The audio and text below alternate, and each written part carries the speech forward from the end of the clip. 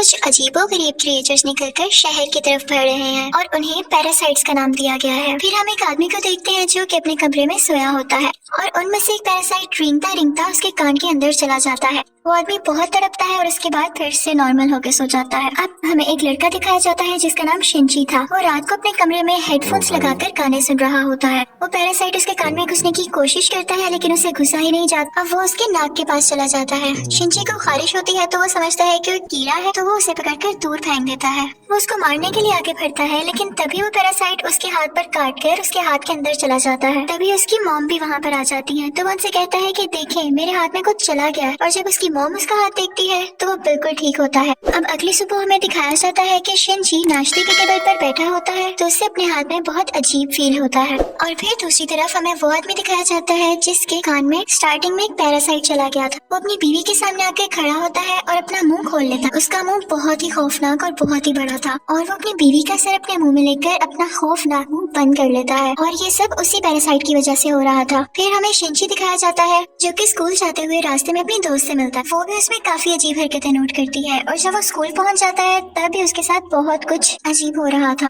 जैसे उसके right hand में काफी पावर आ गई हो। वो घर आता है और अपना हाथ काटने की कोशिश करता है लेकिन उसका हाथ मूव करने लगता है और उसे रोकता है। और फिर हम देखते हैं कि उसका हाथ एक क्रिएचर में बदल गया है और वो शिंची से बातें भी कर रहा था। फिर हम देखते हैं कि वो शिंची की बुक्स भी पढ़ा करता था और उसका लैपटॉप भी यूज किया करता था क्योंकि वो इंसानों के रहने के तरीके जानना चाहता था। जब इसने शिंची की बॉडी में घुसने की कोशिश की थी तो शिंची ने इसे आगे जाने से रोक लिया था, इसलिए अब ये सिर्फ राइट हैंड में ही था और उसी हाथ को कंट्रोल कर रहा था। ये अपना नाम मिकी बताता है और कहता है कि तुम मुझे कभी मत काट क्योंकि मैं तुम्हें कुछ नहीं कहूंगा, तुम मेरे होस्ट जो हो। अब हम देखते हैं कि शिंची और मिकी में दोस्ती होने लगी थी लेकिन बाकी सब लोग जिनको पैरासाइट्स ने इन्फेक्ट किया था वो पूरे शहर में बहुत तबाही मचा रहे थे और इंसानों को मारकर खा रहे थे। दूसरी तरफ मिकी शिंची को खींचकर एक रेस्टोरेंट की तरफ ले जाता है। वहाँ पर भी बहुत सारे इन्फेक्टेड लोग यानी पैरासाइट्स इंसानों का गोश्त खा रहे थे। वो शिंची को देखते हैं तो उन्हें लगता है कि ये भी इन्फेक्टेड है और उससे भी वो गोश्त देते हैं। लेकिन जब उन्हें पता चलता है कि ये पूरी तरह से तो इन्फेक्ट नहीं हुआ बल्कि ये अभी भी इंसान है तो वो उसे ही मारने के लिए आगे बढ़ते हैं। लेकिन मिकी उनको आगे से मारता है और शिंची की जान बचा लेता है क्योंकि अगर शिंची मर जाता तो वो खुद भी मर जाता और ये उसने अपने फायदे के लिए किया था। अब न्यूज आती है कि शहर के लोग मारे जा रहे हैं और किसी को कुछ समझ नहीं आ रहा कि इन्हें मारने वाला है कौन, क्योंकि पैरासाइट्स अपना ये काम बहुत होशियारी और छुप के कर रहे थे। शिंची मिकी से कहता है कि तुम अपने साथी पैरासाइट्स को क्यों नहीं कहते कि इंसानों को मत खाएं।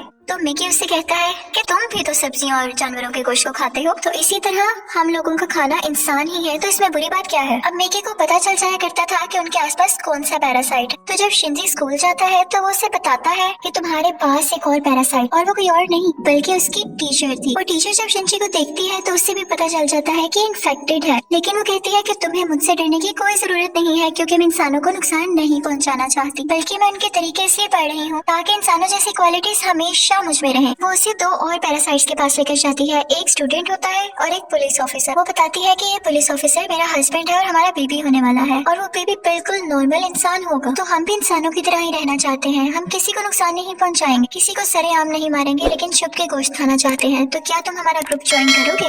लेकिन मिकी इस बात को नहीं मानता। अब अगले दिन वही पुलिस ऑफिसर उन लोगों के पास आता है तो मिकी शिंची को बताता है कि हमें मारने आया है क्योंकि इसे पता चल चुका है कि उस दिन रेस्टोरेंट में हमने एक पैरासाइट को मारा और इसी के साथ वो पुलिस ऑफिसर इन पर अटैक कर देता है। अब मिकी और शिंची भी बहुत लड़ते हैं और इसको फाइनली मार देते हैं।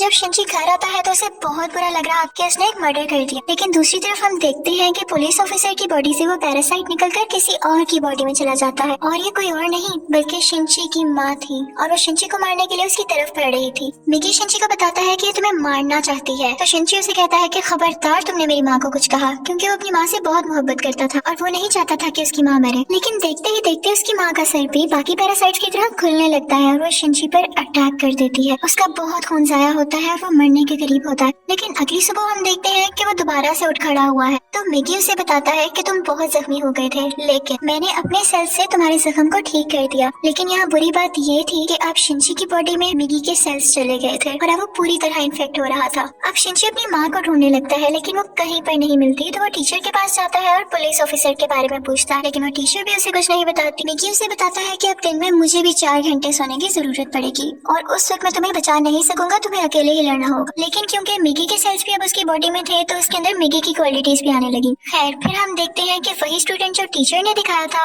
जो कि पैरासाइट बन चुका था, वो भी शिंची के स्कूल में ही एडमिशन ले लेता है। वो शिंची के दोस्त बनने का ड्रामा करता है, लेकिन आहिस्ता आहिस्ता सबको पता चल जाता है कि वो पैरासाइट है और फिर वो स्टूडेंट इन सबको मार देता है। इसके बाद वो शिंची की दोस्त को भी मारने भरता है, लेकिन शिंची अपनी दोस्त को उठाकर बिल्डिंग से जंप लगा देता है। अब वो टीचर वहाँ पर आती है। वो चाहती थी कि स्टूडेंट मर जाए क्योंकि इसकी वजह से उसका राज भी खुल सकता था। वो वहाँ पर ब्लास्ट करती है लेकिन उसे कुछ नहीं होता और फिर पुलिस वहाँ पर आ जाती है, लेकिन वो पुलिस को भी मार देता है। अब मिकी शिंची को बताता है कि वो बिल्डिंग की छत पर है और शिंची दूसरी बिल्डिंग की छत पर जाकर उसे एरो से मार देता है। और उसके बाद वो टीचर के पास जाता है और उस पुलिस ऑफिसर का एड्रेस पूछता है जो कि पैरासाइट था, और टीचर अब उसे एड्रेस दे देती है। उस पुलिस ऑफिसर का पैरासाइट अब भी उसकी माँ के अंदर था। लेकिन यहाँ पर मिकी के सोने का टाइम हो जाता है, तो इसका मतलब ये था कि शिंची को यहाँ पर अकेले ही लड़ना था। उस पैरासाइट को खत्म करने के लिए जैसे तैसे करके वो उसकी गर्दन काट देता है, जिसके बाद उसकी माँ और वो पुलिस ऑफिसर दोनों मारे जाते हैं। फिर हम देखते हैं कि शिंची अपनी दोस्त से हॉस्पिटल मिलने जाता है।